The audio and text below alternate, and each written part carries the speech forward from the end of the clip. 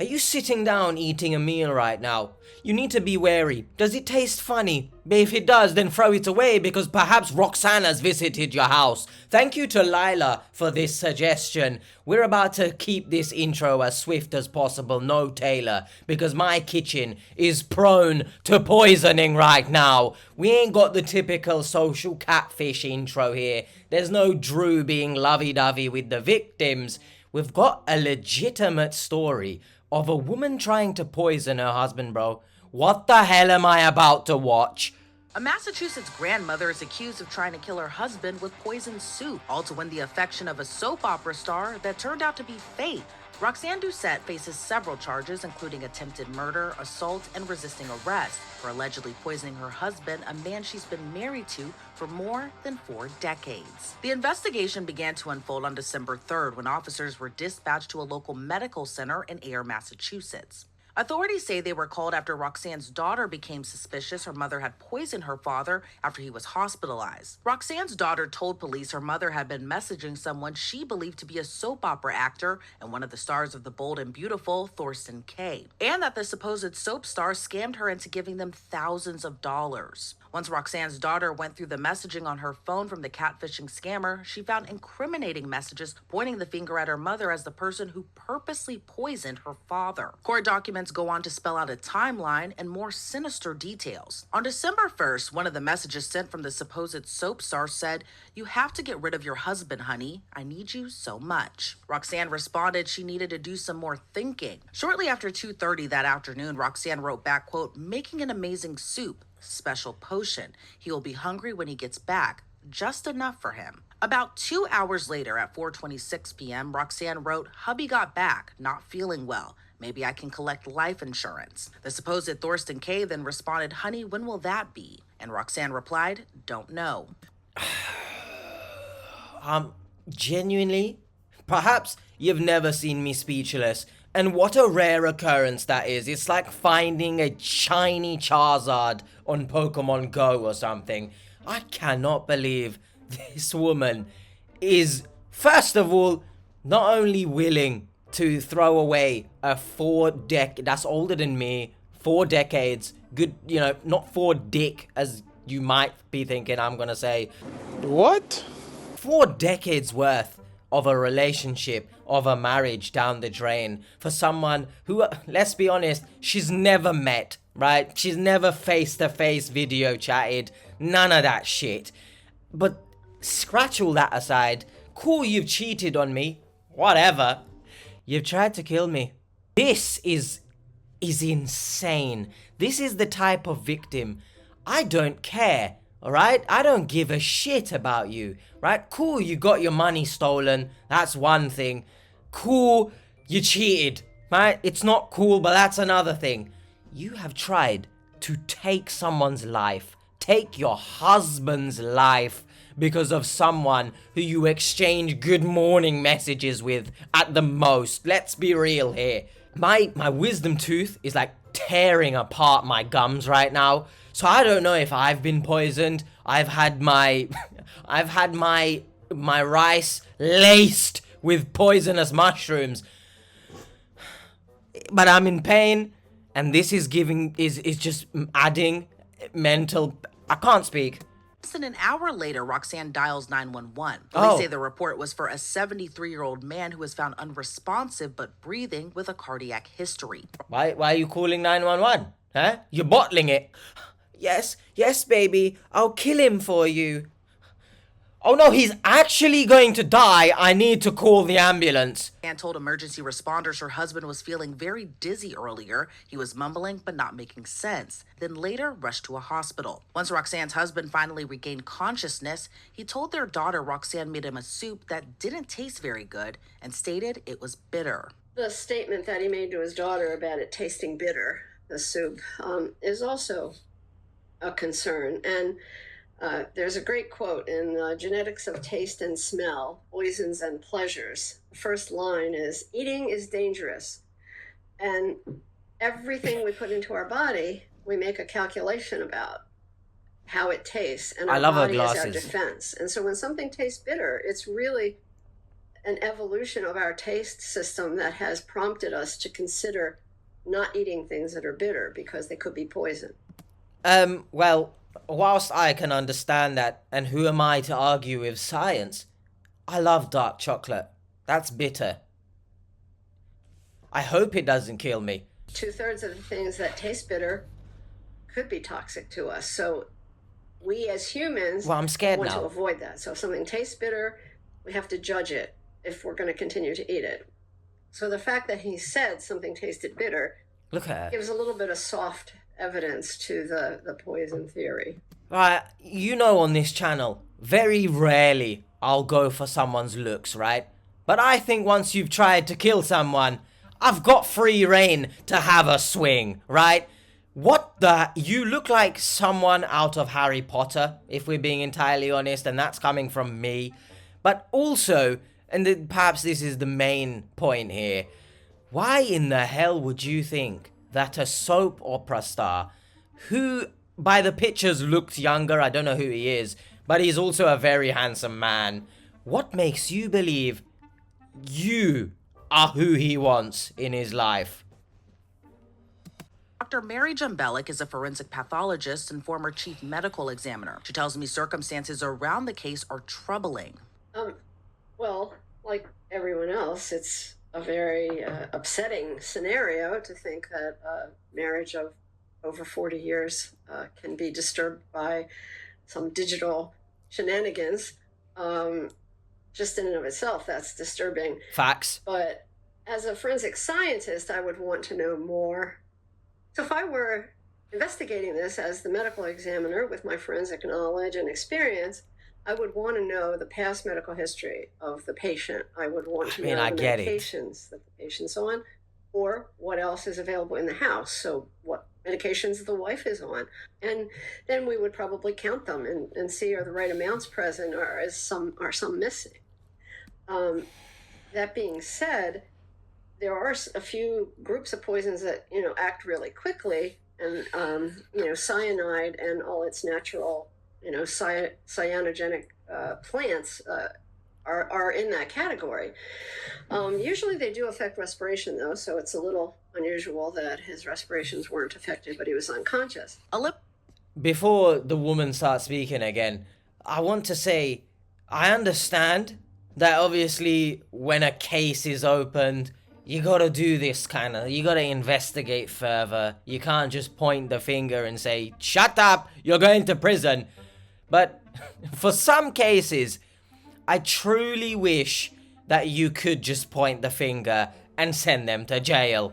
A limited toxicology report only testing for opioids, cocaine, and alcohol came back negative, making it unclear at this time what was used in the soup that made Paul fall ill. We don't really know what's in the soup. And poisons can take very wide spectrum of presentation. It could be something you need to administer chronically over a long period of time for it to build up to a toxic level. It could be something that a lot of it will kill you, a little bit might make you sick, a medium amount, you're not sure. Some poisons act really quickly, others take 6 to 24 hours to even have any effect at all. Right. And so the fact that she made soup, there may be something in it, he gets sick quickly, that's why I was talking about the cyanogenic plants, because those do act quickly. Bro, I can't imagine, right, her perhaps researching, like, what is a poison that I can put in food that works quickly. Do you know what I mean? I would love to see her search history after that conversation with the scammer. And let's bring this back to the scammer, because this is obviously, she's made the decision to do this, right? But she's been manipulated also to do this. So not only has the scammer tried to steal money or is stealing money, but they are completely okay with convincing someone to take another person's life. I will never, ever, I don't care what kind of person comments and says I'm being too harsh or whatever, I can never, ever, I repeat it, I'm gonna say it again. Cut. I will always well and truly believe that scammers are some of the most sickest people in the head, alright? There's no questions about it. You must be deranged to do this as a job. Now, the other thing is a lot of poisons will cause GI distress, and I don't hear anything mentioned in his history about that. Like he vomited, or he had diarrhea, or his stomach hurt initially, or anything like that. So that's another thing that doesn't quite go with any other type of poisons where you might experience GI distress. Now, if you're talking medications, well, there's thousands upon thousands. So if you give high enough concentration of a medication to someone who isn't supposed to have it, or it could have an untoward effect, then really it could be almost any, chemical that you're talking about. So knowing what was at the house, or what she had access to, would be really the most important thing to rule it in or out. Court documents go on to reveal Paul was unaware of the possible poisoning, and after speaking with Roxanne's daughter, police decided Roxanne should not be allowed in the hospital room with her husband, and they were looking to have her banned from there. Police say they planned to speak with Roxanne, and that's when things took another bizarre turn. Roxanne asked police if they saw the messages and spoke with her daughter. Roxanne seemingly tried to explain herself. According to police, she told Paul she was going on a retreat, then later came clean about not going on a retreat and told Paul about the person she was messaging. Roxanne said she thought she was talking to a star and always wanted to meet a star. So? She then shared more, saying her husband has erectile dysfunction and other health issues. She said she was afraid of being alone and denied that she would ever harm her husband because she loves him very much. She said she had been scammed out of $8,000, but police noted Roxanne seemed to put a lot of thought in what she was saying. Right. Once again, another of these victims mentioned that their husband has erectile dysfunction, as if that's some sort of reasoning or excuse to then go and cheat on the husband and potentially, right, allegedly try to kill him. Yeah, great one, man. Honestly, be very, very careful with who you choose as a partner, because this is insane. 40 years plus, probably, down the drain. Down the kitchen drain, where most likely the husband poured the soup after he ate it. I can't... Q! Roxanne's talk with police, she was allegedly always looking off to her left and never at the officer asking her questions. According to her criminal complaint, police say her statements went from their health to their sex life to the fact Roxanne is writing a book and that her thoughts seem to be all over the place. When police tried to take Roxanne's phone as evidence, she refused.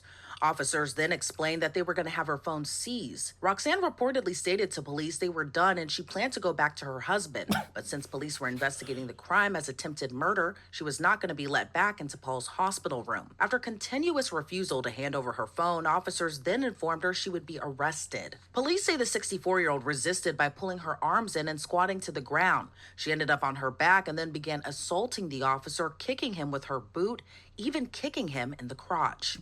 Guilty. Guilty? Because I don't think if you are simply being questioned and you react like this, I think you're guilty. I've played enough L.A. Noire. Let's go off of Helen's logic, right? Do you know the game L.A. Noire? I've played enough of it and I consider myself a detective, right? Because that's how things work. Get her in prison, bro. And another thing, if you're speaking to someone and, not like me, my ramblings are the ramblings of someone whose brain and mouth just don't have a good relationship together. But if someone is rambling whilst being investigated or interrogated, they start talking about their sex life for some reason, because where's the correlation?